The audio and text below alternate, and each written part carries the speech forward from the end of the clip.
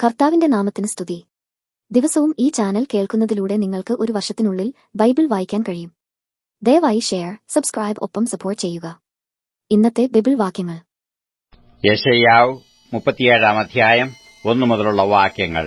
യെശയ്യാവ് 37 അധ്യായം 1 മുതലുള്ള വാക്യങ്ങൾ. ഹിസ്കിയ രാജാവ് അത് കേട്ടപ്പോൾ വസ്ത്രം കീറി രട്ടുടുത്തുകൊണ്ട് യഹോവയുടെ ആലയത്തിൽ ചെന്നു. പിന്നെ അവൻ രാജധാനി വിചാരകൻ എല്യാക്കീമിനെയും രായസക്കാരൻ ശെബ്നയെയും പുരോഹിതന്മാരിൽ മൂപ്പന്മാരെയും രട്ടുടുത്തവരായി ആമോസിന്റെ മകനായ യെശയ്യാ പ്രവാചകന്റെ അടുക്കൽ അയച്ചു. അവർ അവനോട് പറഞ്ഞത്: ഹിസ്കിയാവ് ഇപ്രകാരം പറയുന്നു: ഇത് കഷ്ടവും ശാസനയും നിന്ദയുമുള്ള ദിവസമത്രേ.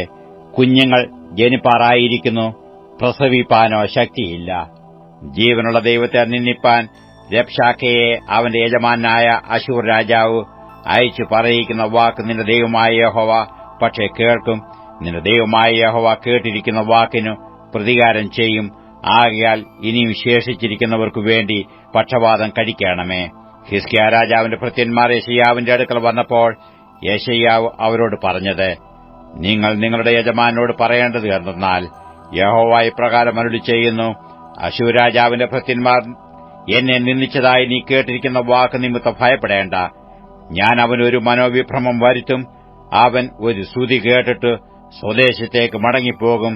ഞാൻ അവനെ അവന്റെ സ്വന്തം ദേശത്ത് വെച്ച് വാൾ കൊണ്ടു വീഴുമാറാക്കും. രബ്ശാക്കയെ മടങ്ങിച്ചെന്നു അശ്ശൂർ രാജാവ് ലിബ്നയുടെ നേരെ യുദ്ധം ചെയ്യുന്നത് കണ്ടു. അവൻ ലാഖീശ് വിട്ടുപോയി എന്നു അവൻ കേട്ടിരുന്നു. എന്നാൽ കൂശ് രാജാവായ തിർഹാക്ക തന്റെ നേരെ യുദ്ധം ചെയ്യുവാൻ പുറപ്പെട്ടിരിക്കുന്നു എന്ന് കേട്ടിട്ട് അവൻ ഹിസ്കിയാവിന്റെ അടുക്കൽ ദൂതന്മാരെ അയച്ചു കൽപ്പിച്ചതെന്നാൽ, നിങ്ങൾ യഹൂദ രാജാവായ ഹിസ്കിയാവോട് പറയേണ്ടത്: യെരൂശലേം അശ്ശൂർ രാജാവിന്റെ കയ്യിൽ ഏൽപ്പിച്ചു കളകയില്ല എന്ന് നീ ആശ്രയിക്കുന്ന നിന്റെ ദൈവം നിന്നെ ചതിക്കരുത്. അശ്ശൂർ രാജാക്കന്മാർ സകല ദേശങ്ങളോടും ചെയ്തതും അവയ്ക്കു ഉന്മൂലനാശം വരുത്തിയതും നീ കേട്ടിട്ടുണ്ടല്ലോ. നീ വിടുവിക്കപ്പെടുമോ? ഗോസാൻ, ഹാരാൻ, രേസഫ, തെലസാരിലെ ഏദേന്യർ എന്നിങ്ങനെ എന്റെ പിതാക്കന്മാർ നശിപ്പിച്ചു കളഞ്ഞ ജാതികളുടെ ദേവന്മാർ അവരെ വിടുവിച്ചിട്ടുണ്ടോ? ഹമാത്ത് രാജാവും അർപ്പാദ് രാജാവും സഫർവയിയും പട്ടണം, ഹേന, ഇവ എന്നിവയ്ക്കു രാജാവായിരുന്നവനും എവിടെ? ഹിസ്കിയാവ് ദൂതന്മാരുടെ കയ്യിൽ നിന്ന് എഴുത്തു വാങ്ങി വായിച്ചു. ഹിസ്കിയാവ് യഹോവയുടെ ആലയത്തിൽ ചെന്നു യഹോവയുടെ സന്നിധിയിൽ അത് വിടർത്തു. ഹിസ്കിയാവ് യഹോവയോട് പ്രാർത്ഥിച്ചു പറഞ്ഞതെന്നാൽ, ഇസ്രായേലിന്റെ ദൈവവുമായി കെരൂബുകളുടെ മീതെ അധിവസിക്കുന്നവനായ സൈന്യങ്ങളുടെ യഹോവേ, നീ ഒരുത്തൻ മാത്രം ഭൂമിയിലെ സർവ്വരാജ്യങ്ങൾക്കും ദൈവമാകുന്നു. നീ ആകാശത്തെയും ഭൂമിയെയും ഉണ്ടാക്കി. യഹോവേ, ചെവിചായിച്ച് കേൾക്കണമേ. യഹോവേ, തൃക്കണ്ണ് തുറന്നു നോക്കണമേ.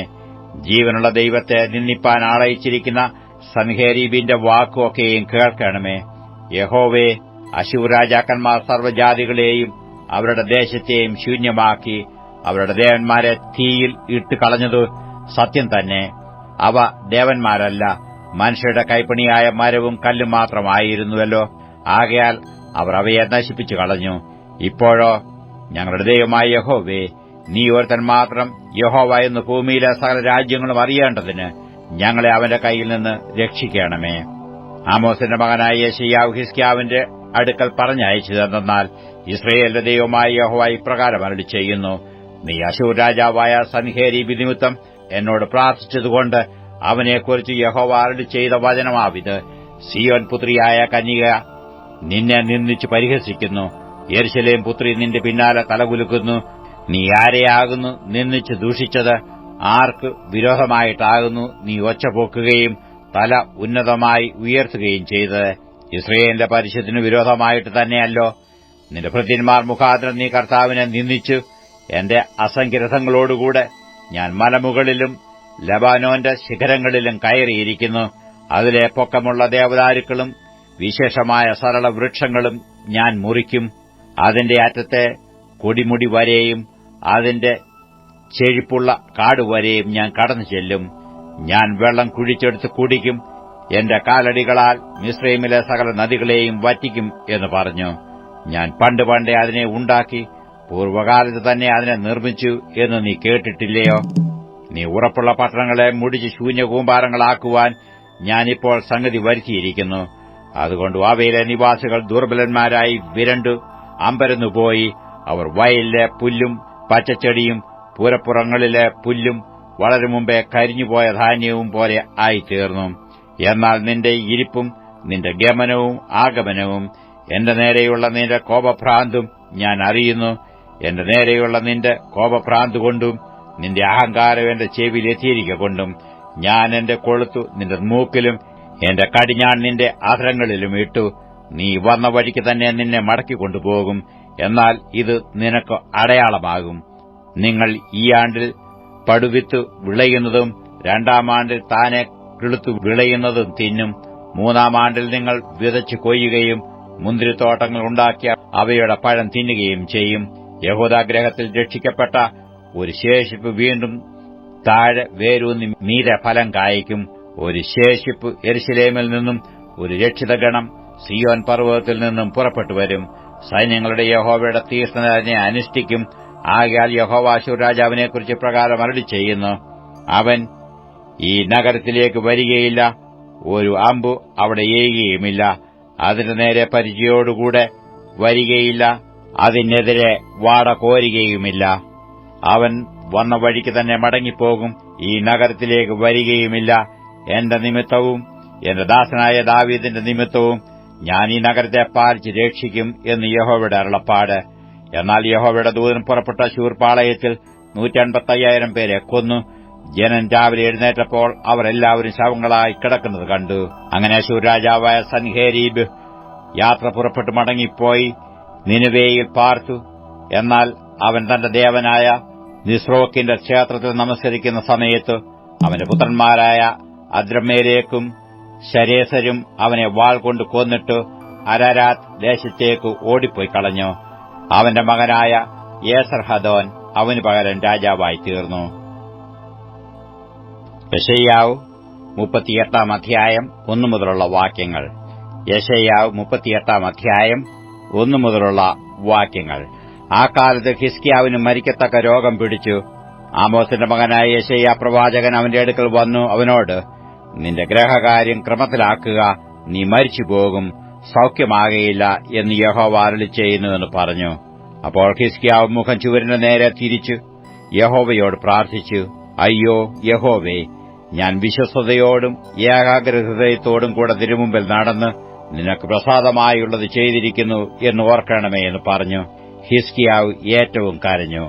എന്നാൽ യെശയ്യാവിന് യഹോവയുടെ അരുളപ്പാടുണ്ടായതെന്നാൽ, നീ ചെന്ന് ഹിസ്കിയാവോട് പറയേണ്ടത്, നിന്റെ പിതാവായ ദാവീദിന്റെ ദൈവമായ യഹോവ ഇപ്രകാരം അരുളിച്ചെയ്യുന്നു: ഞാൻ നിന്റെ പ്രാർത്ഥന കേട്ടു, നിന്റെ കണ്ണുനീർ കണ്ടിരിക്കുന്നു. ഞാൻ നിന്റെ ആയുസ്സിനോട് 15 സംവത്സരം കൂട്ടും. ഞാൻ നിന്നെയും ഈ നഗരത്തെയും അശ്ശൂർ രാജാവിന്റെ കൈയിൽ നിന്ന് വിടുവിക്കും. ഈ നഗരത്തെ ഞാൻ കാത്തുരക്ഷിക്കും. യഹോവ താൻ അരുളിച്ചെയ്ത ഈ കാര്യം നിവർത്തിക്കും എന്നുള്ളതിന് യഹോവയുടെ പക്കൽ നിന്ന് ഇത് നിനക്ക് ഒരു അടയാളമാകും. ആഹാസിന്റെ കഠികാരത്തിൽ സൂര്യഗതി അനുസരിച്ച് ഇറങ്ങിപ്പോയിരിക്കുന്ന നിഴലിനെ ഞാൻ 10 പടി പിന്നോക്കം തിരിമാറാക്കും. അങ്ങനെ സൂര്യൻ ഘടികാരത്തിൽ ഇറങ്ങിപ്പോയിരുന്ന 10 പടി തിരിഞ്ഞുപോന്നു. യഹൂദ രാജാവായ ഹിസ്കിയാവിന് രോഗം പിടിച്ചിട്ടു അത് മാറി സുഖമായ ശേഷം അവൻ എഴുതിയ എഴുത്ത്: എന്റെ ആയുസ്സിൻ മധ്യാഹ്നത്തിൽ ഞാൻ പാതാള വാതിലകം പൂകേണ്ടി വരുന്നു. എന്റെ ആണ്ടുകളുടെ ശേഷിപ്പ് എനിക്കില്ലാതെ പോയി എന്ന് ഞാൻ പറഞ്ഞു. ഞാൻ യഹോവയെ ജീവനുള്ളവരുടെ ദേശത്ത് വെച്ച് യഹോവയെ കാണുകയില്ല. ഞാൻ ഭൂവാസികളുടെ ഇടയിൽ വെച്ച് ഇനിയും മനുഷ്യനെ കാണുകയില്ല എന്ന് ഞാൻ പറഞ്ഞു. എന്റെ പാർപ്പിടം നീങ്ങി ഒരു ഇടയക്കൂടാരം പോലെ എന്നെ വിട്ടുപോയിരിക്കുന്നു. നെയ്ത്തുകാരൻ തുണി ചുരുട്ടും പോലെ ഞാൻ എന്റെ ജീവനെ ചുരുട്ടിവെക്കുന്നു. അവൻ എന്നെ പാവിൽ നിന്ന് അറുത്തുകളയുന്നു. ഒരു രാപകൽ കഴിയും മുമ്പേ നീ എനിക്ക് അന്തം വരുത്തുന്നു. ഉഴസുവരെ ഞാൻ എന്നെ തന്നെ അടക്കിക്കൊണ്ടിരുന്നു. അവനോ സിംഹം പോലെ എന്റെ ആസ്തികളെയെല്ലാം തകർത്ത് കളയുന്നു.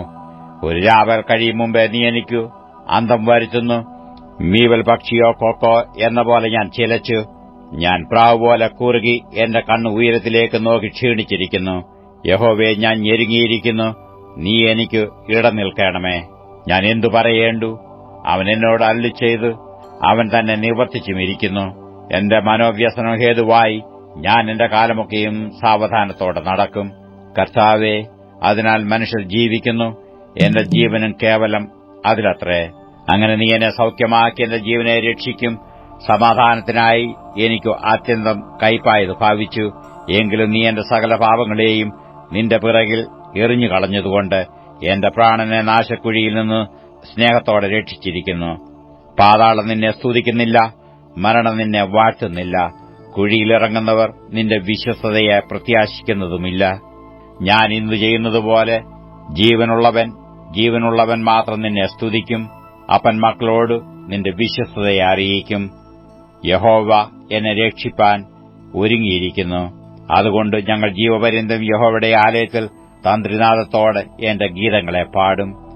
എന്നാൽ അവന് സൗഖ്യം വരേണ്ടതിനു അത്തിപ്പഴക്കട്ട കൊണ്ടുവന്ന് പരുവിന്മേൽ പുരട്ടുവാൻ യെശയ്യാവ് പറഞ്ഞിരുന്നു.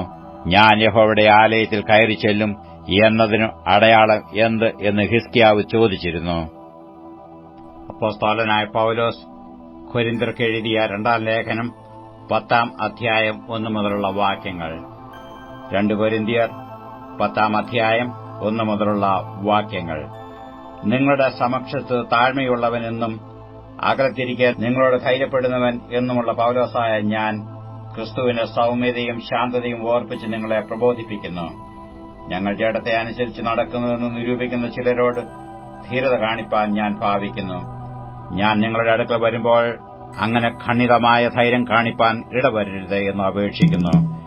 ഞങ്ങൾ ജഡത്തിൽ സഞ്ചരിക്കുന്നവർ എങ്കിലും ജഡപ്രകാരം പോരാടുന്നില്ല. ഞങ്ങളുടെ പോരിന്റെ ആയുധങ്ങളോ ജഡികങ്ങൾ അല്ല, കോട്ടകളെ ഇടിപ്പാൻ ദൈവസന്നിധിയിൽ ശക്തിയുള്ളവ തന്നെ.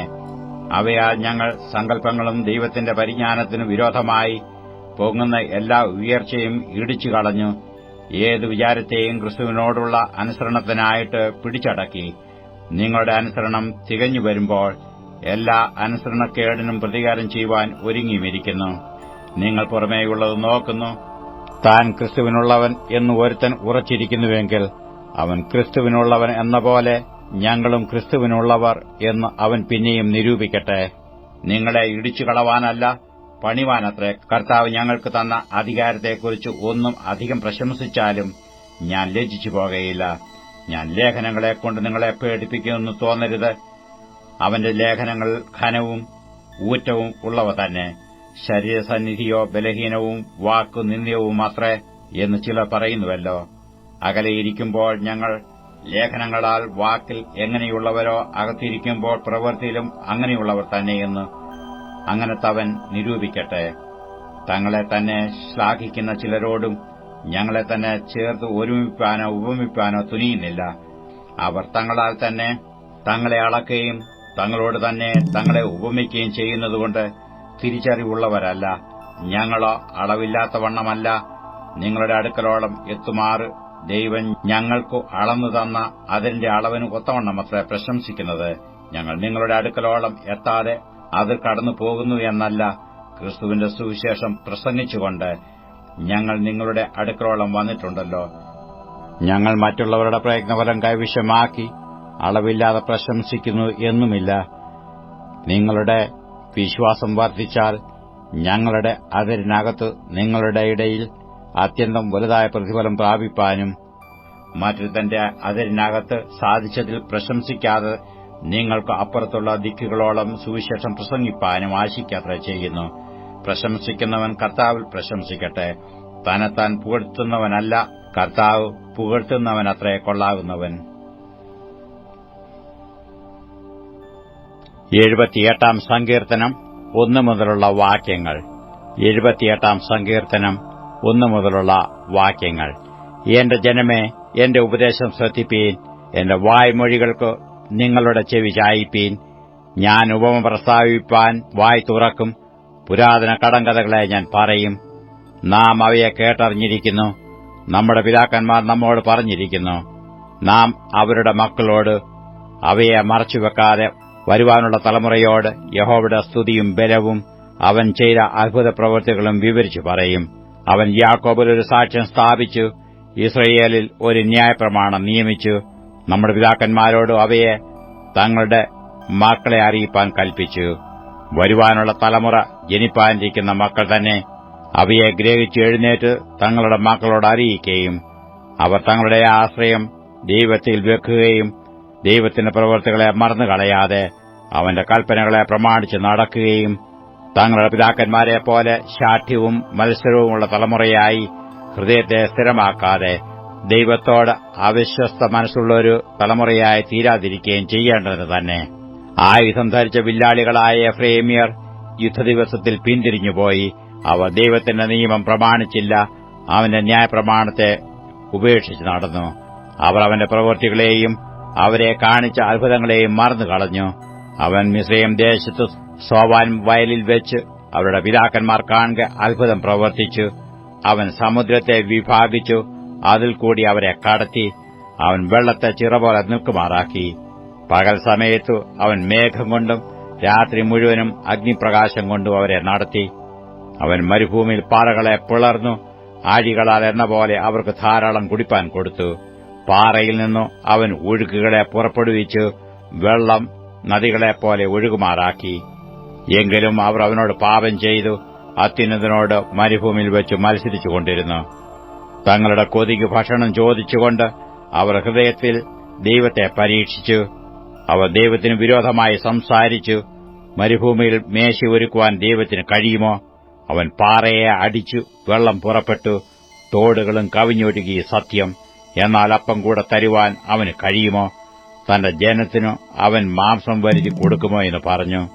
ആകയാൽ യഹോവ അത് കേട്ട് കോപിച്ചു, യാക്കോബിന്റെ നേരെ തീ ജ്വലിച്ചു, ഇസ്രയേലിന്റെ നേരെ കോപവും പൊങ്ങി. അവർ ദൈവത്തിൽ വിശ്വസിക്കുകയും അവന്റെ രക്ഷയിൽ ആശ്രയിക്കുകയും ചെയ്യായികയാൽ തന്നെ അവൻ മീതെ മേഘങ്ങളോട് കൽപ്പിച്ചു, ആകാശത്തിന്റെ വാതിലുകളെ തുറന്നു. അവർക്ക് തിന്മാൻ മന്ന വർഷിപ്പിച്ചു, സ്വർഗീയ ധാന്യം അവർക്ക് കൊടുത്തു. മനുഷ്യശക്തിമാന്മാരുടെ അപ്പം തിന്നു അവൻ അവർക്ക് തൃപ്തിയാകും വണ്ണം ആഹാരം അയച്ചു. അവൻ ആകാശത്തിൽ കിഴക്കൻ കാറ്റ് അടുപ്പിച്ചു, തന്റെ ശക്തിയാൽ കിഴക്കൻ കാറ്റ് വരുത്തി. അവൻ അവർക്ക് പൊടി പോലെ മാംസത്തെയും കടൽപ്പുറത്തെ മണൽ പോലെ പക്ഷികളെയും വർഷിപ്പിച്ചു. അവരുടെ പാളയത്തിന്റെ നടുവിലും പാർപ്പിടങ്ങളുടെ ചുറ്റിലും അവയെ പൊഴിച്ചു. അങ്ങനെ അവർ തിന്ന് തൃപ്തരായി തീർന്നു. അവർ ആഗ്രഹിച്ചത് അവൻ അവർക്ക് കൊടുത്തു. അവരുടെ കൊതിക്ക് മതി വന്നില്ല. ഭക്ഷണം അവരുടെ വായിലിരിക്കുമ്പോൾ തന്നെ ദൈവത്തിന്റെ കോപം അവരുടെ മേൽ വന്നു. അവരുടെ അതിപുഷ്ടന്മാരിൽ ചിലരെ കൊന്നു, ഇസ്രയേലിലെ യൗവനക്കാരെ സംഹരിച്ചു. ഇതെല്ലാമായിട്ടും അവർ പിന്നെയും പാപം ചെയ്തു, അവന്റെ അത്ഭുത പ്രവർത്തികളെ വിശ്വസിച്ചതുമില്ല. അതുകൊണ്ട് അവൻ അവരുടെ നാളുകളെ ശ്വാസം പോലെയും അവരുടെ സംവത്സരങ്ങളെ അതിവേഗത്തിലും കഴിയുമാറാക്കി. അവൻ അവരെ കൊല്ലുമ്പോൾ അവർ അവനെ അന്വേഷിക്കും. അവർ തിരിഞ്ഞു ജാഗ്രതയോടെ ദൈവത്തെ തിരിയും. ദൈവം തങ്ങളുടെ പാറയെന്നും അത്യുന്നതനായ ദൈവം തങ്ങളുടെ വീണ്ടെടുപ്പുകാരനെന്നും അവർ ഓർക്കും. എങ്കിലും അവർ വായ്കൊണ്ട് അവനോട് കപടം സംസാരിക്കും, നാവുകൊണ്ട് അവനോട് ഭോഷ്ക് പറയും. അവരുടെ ഹൃദയം അവങ്കൽ സ്ഥിരമായിരുന്നില്ല, അവന്റെ നിയമത്തോട് അവർ വിശ്വസ്തത കാണിച്ചതുമില്ല. എങ്കിലും അവൻ കരുണയുള്ളവനാകൊണ്ട് അവരെ നശിപ്പിക്കാതെ അവരുടെ അകൃത്യം ക്ഷമിച്ചു, തന്റെ ക്രോധത്തെ മുഴുവനും ജ്വലിപ്പിക്കാതെ തന്റെ കോപത്തെ പലപ്പോഴും അടക്കിക്കളഞ്ഞു. അവർ ജഡമത്രയെന്നും മടങ്ങി വരാതെ കടന്നുപോകുന്ന കാറ്റ് എന്നും അവൻ ഓർത്തു.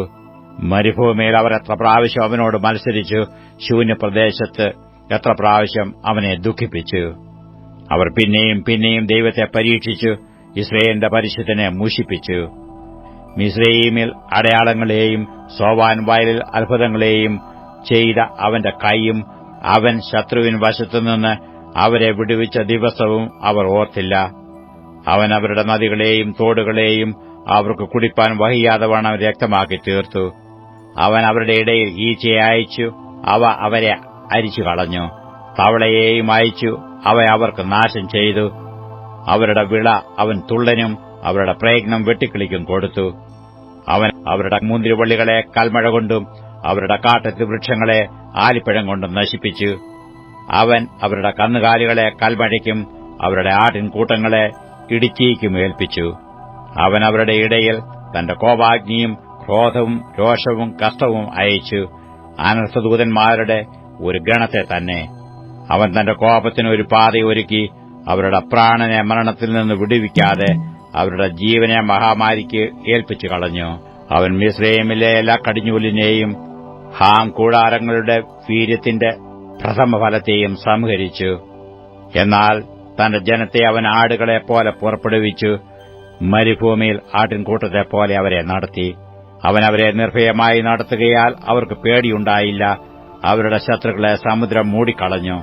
അവൻ അവരെ തന്റെ വിശുദ്ധ ദേശത്തിലേക്കും തന്നെ വലങ്കൈ സമ്പാദിച്ച ഈ പർവ്വതത്തിലേക്കും കൊണ്ടുവന്നു. അവരുടെ മുമ്പിൽ നിന്ന് അവൻ ജാതികളെ നീക്കിക്കളഞ്ഞു.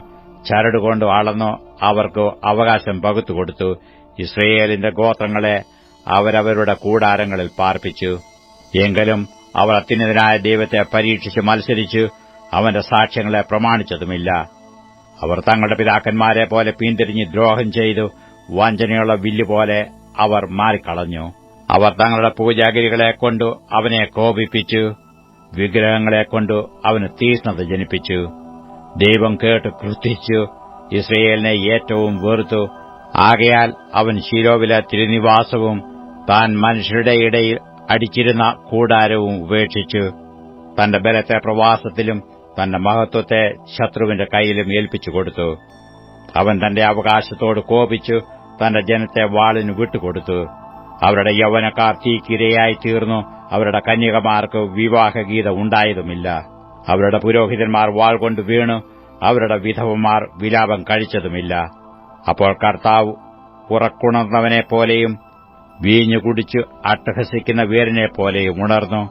അവൻ തന്റെ ശത്രുക്കളെ പുറകോട്ടു അടിച്ചു കളഞ്ഞു.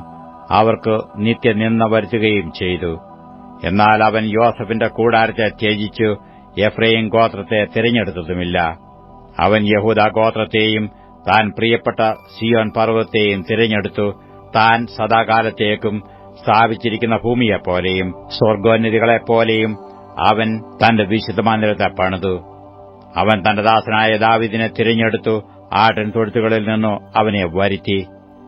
തന്റെ ജനമായ യാക്കോബിനെയും തന്റെ അവകാശമായ ഇസ്രയേലിനെയും മേയിക്കേണ്ടതിന് അവൻ അവനെ തള്ളയാടുകളെ നോക്കുന്ന വേരയിൽ നിന്ന് കൊണ്ടുവന്നു. അങ്ങനെ അവൻ പരമാർത്ഥ ഹൃദയത്തോടെ അവരെ മേയിച്ചു. കൈമിടുക്കോടെ അവരെ നടത്തി.